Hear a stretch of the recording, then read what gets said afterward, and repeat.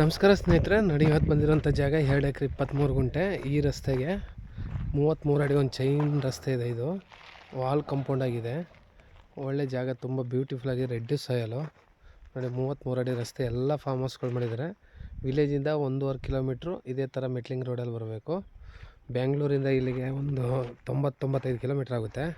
ಮಳವಳ್ಳಿಯಿಂದ ಒಂದು 8 ಕಿಲೋಮೀಟ್ರ್ ಆಗುತ್ತೆ. ತುಂಬ ಚೆನ್ನಾಗಿದೆ ಜಾಗ. ನೋಡಿ ಫುಲ್ಲು ಫ್ರಂಟಲ್ಲಿ ವಾಲ್ ಕಾಂಪೌಂಡ್ ಮಾಡಿದ್ದಾರೆ.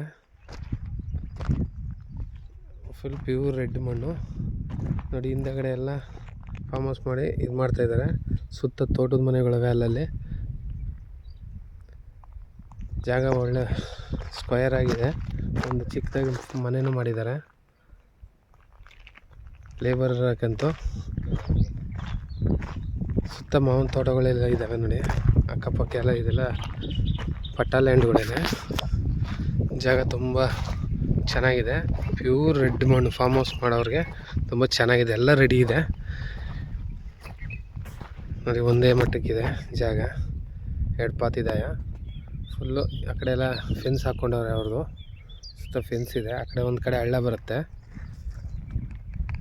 ಜಾಗ ತುಂಬ ಚೆನ್ನಾಗಿದೆ. ಇವರು ಎಕರೆಗೆ 56 ಲಕ್ಷ ಹೇಳ್ತವ್ರೆ. ಸ್ವಲ್ಪ ಸ್ಲೈಟ್ಲಿ ನೆಗೋಷಿಯಬಲ್ ಇದೆ. ಜಾಗ ನೋಡಿ ತುಂಬ ಚೆನ್ನಾಗಿದೆ.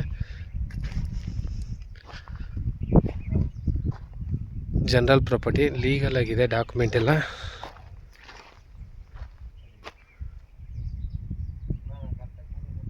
ಏಕರ್ ರೋಡ್ಗೆ ಒಂದು 300-350 ಅಡಿ ರೋಡ್ಗೆ ಇದೆ.